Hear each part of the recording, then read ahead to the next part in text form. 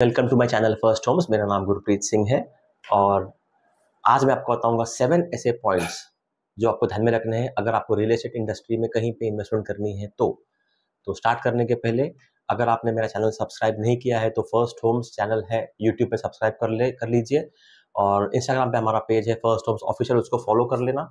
ऐसे बहुत सारे वीडियोस में डालता रहूंगा तो आपको उसमें इंफॉर्मेशन मिलती रहेगी। तो लेट्स स्टार्ट। 7 पॉइंट्स है जो आपको ध्यान में रखने हैं रियल एस्टेट इंडस्ट्री के, आपको अगर इन्वेस्टमेंट करना है तो। सबसे पहला है कि टाइप ऑफ प्रॉपर्टी क्या है। चार तरह की प्रॉपर्टी होती है। एक तो होता है कमर्शियल, जैसे शॉप्स और ऑफिसेज हो गए। एक होता है रेजिडेंशियल, जो फ्लैट्स होते हैं, फ्लैट्स, डुप्लेक्स, जो भी हो। एक होता है ओपन लैंड, जहां पे मतलब सिर्फ जमीन मिलती है आपको कंपाउंड करके। चौथा होता है इंडस्ट्रियल लैंड, जहां पे आप घर नहीं बना सकते बट आप इंडस्ट्रियल शेड्स बना सकते हो, कमर्शियल कंपनी के लिए काम में आती है वो।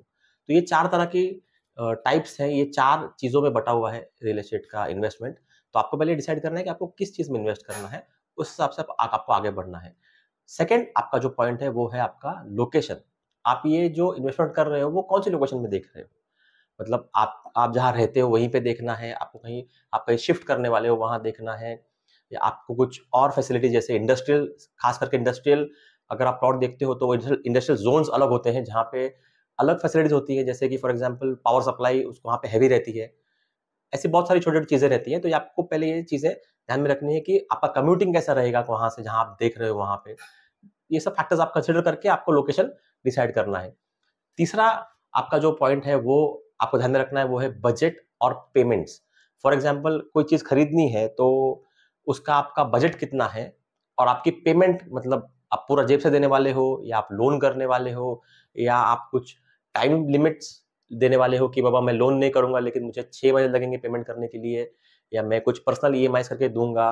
क्योंकि ये सारी चीजें आप जब क्लियर करोगे तभी आगे बात अच्छे से बढ़ पाएगी और आप भी कंफ्यूज नहीं रहोगे और सामने वाले को भी जब आप डील करोगे तब उसको भी क्लैरिटी रहेगी कि हाँ इनका पेमेंट ऐसा आने वाला है। चौथी चीज जो आपको ध्यान में रखनी है वो है आपका पर्पस ऑफ इन्वेस्टमेंट, कि आप ये क्यों कर रहे हो। फॉर एग्जाम्पल अगर आप रेंट पे रह रहे हो तो आपका ये प्राइमरी होम है जहां से आप लाइफ टाइम कम्यूट करने वाले हो, तो वो, या फिर आपका सेकेंड इन्वेस्टमेंट है जस्ट एक रेंटल आना चाहिए, जैसे फॉर एग्जाम्पल एक शॉप लेके रख लिया, रेंट पे दे दिया, या फिर एक लैंड लेके रेंट पे लैंड भी देते हैं रेंट पे, या तो फिर आपने कोई प्लॉट देखा रिमोट एरिया में, आपने फार्म हाउस बनाया खुद के लिए या बिजनेस के लिए, या आपने कोई इंडस्ट्रियल प्लॉट देखा है, कुछ कंपनी सेटअप करना है या कोई इंडस्ट्री को रेंट पे देना है। तो ये पर्पस आपका क्लियर होगा तो बहुत अच्छा होगा, क्योंकि उसकी वजह से बजट भी आपका क्लियर हो जाएगा कि क्या है क्या नहीं। पांचवा पॉइंट जो आपको याद रखना है वो है आपकी प्रॉपर्टी का आपको वैल्यूएशन सही पकड़ना है। फॉर एग्जाम्पल वैल्यूएशन से मेरा मतलब ये है कि बहुत ब्रीफ में, जैसे मैंने बोला 1 BHK for 50 lakhs, 2 BHK for 70 lakhs। तो इसका मतलब ये नहीं हुआ कि 1 BHK 50 lakhs महंगा है।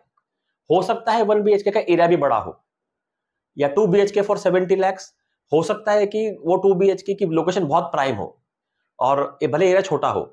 तो आप अपने को वैल्यूएशन करना है प्रॉपर्टी का। जैसे फॉर एग्जांपल ये 2 BHK है, समझो किसी ने बोला 2 BHK 1 करोड़ का है, तो वो प्रॉपर्टी कहां पे है। अगर वो प्रॉपर्टी कोई रिमोट एरिया में है तो शायद महंगी हो सकती है, लेकिन अगर वो प्रॉपर्टी को अच्छे लोकेशन पे है, उसका एरिया बड़ा है और इजीली एक्सेसिबल है, तो शायद वो वैल्यूएशन सही भी है। तो ये वैल्यूएशन जो होता है ये आपको ब्रॉडली करना है, खुद से एक बाजू के रेट्स निकालने हैं, मार्केट में क्या चल रहा है वो रेट्स निकालना है, थोड़ी सी इंक्वायरी करनी है या कोई प्रॉपर्टी एक्सपर्ट से पूछना है जो आपको सही आइडिया देगा कि हाँ इसका वैल्यूएशन इतना आ रहा है, तब आप आगे उसमें बढ़ सकते हैं। सिक्स्थ आपका बहुत इंपॉर्टेंट पॉइंट है कि आप कुछ भी लोगे तो उसका आपको गवर्नमेंट का अप्रूवल्स और उसका लीगलिटी चेक करवाना है। अभी आप ये कैसे कर सकते हो, प्रॉपर्टी, रियल एस्टेट, फ्लैट और शॉप्स के लिए तो बहुत इजी, आप रेरा में कर सकते हो। लैंड में क्योंकि कंस्ट्रक्शन होती नहीं है तो शायद रेरा में वो इतना मिलेगा नहीं। एडवाइजेबल ये रहेगा कि आप कोई एडवोकेट कर ले। वो एडवोकेट आपको आपका जो प्रॉपर्टी इन्वेस्टमेंट है वो भले वो फ्लैट भी क्यों ना हो, फ्लैट के लिए भी कर सकते हैं, भले रेरा तो है ही, साथ में आप कोई एडवोकेट कर ले और उसका डबल बार क्रॉस चेक करिए तो आपको अच्छा रहेगा कि वो प्रॉपर्टी लीगल है। क्योंकि आप पैसा लगाओगे फिर उसका कुछ क्लैरिटी नहीं रहेगी तो डिस्प्यूट हो सकता है। सेवेंथ सबसे अच्छा पॉइंट आपका ये है कि आपको बैकग्राउंड चेक करना है सेलर का, और समझो फॉर एग्जाम्पल प्रॉपर्टी रीसेल में है तो उसका भी, कि अगर वो कितने लोग को बेची है या नहीं बेची है, ये चीजें थोड़ा सा क्लैरिटी रहेगी तो आप अच्छे से इन्वेस्टमेंट कर पाओगे। ये थे 7 पॉइंट्स जो मैंने आपको बताए ये आप ध्यान में रखिए कोई प्रॉपर्टी इन्वेस्टमेंट करने के पहले, तो आपको शायद ही कोई प्रॉपर्टी में डिस्प्यूट होगा या आपका कोई प्रॉपर्टी में पैसा अटकेगा। आप अच्छा इन्वेस्टमेंट कर पाओगे, आपको रिटर्न अच्छे मिलेंगे और आपका स्ट्रेस बिल्कुल नहीं रहेगा और आपका पैसा भी बनेगा उसमें। Thank you for watching. ऐसे मेरे और भी वीडियो आते रहेंगे, तो प्लीज आप हमारा चैनल सब्सक्राइब करना ना भूलें। Thank you.